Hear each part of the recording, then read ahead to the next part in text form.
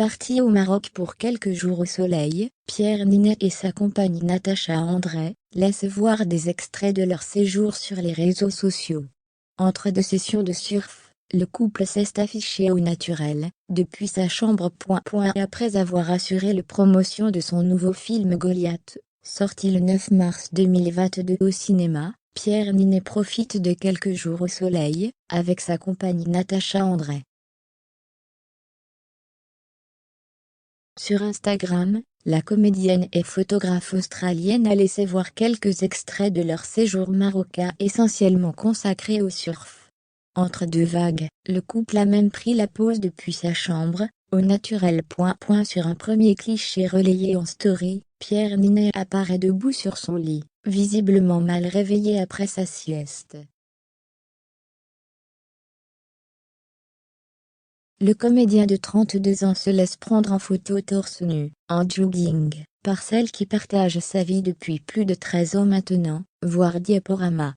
C'est ensuite au tour de Natacha André d'apparaître au saut du lit, en pull et culotte, le temps d'un selfie miroir, avec sa moitié couchée juste derrière.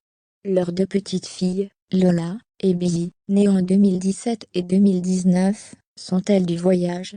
Difficile à dire. Le couple a multiplié les apparitions ces dernières semaines.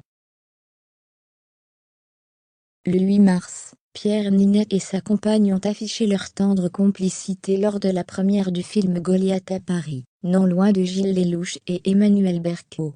Avant ça, les amoureux s'étaient illustrés sur le tapis rouge des Césars, le 25 février dernier. Nommé pour le prix du meilleur acteur, grâce à son rôle dans Boîte Noire, Pierre Ninet s'est finalement incliné devant Benoît Magimel, se moquant avec humour de son statut, tout à fait relatif, de l'osé.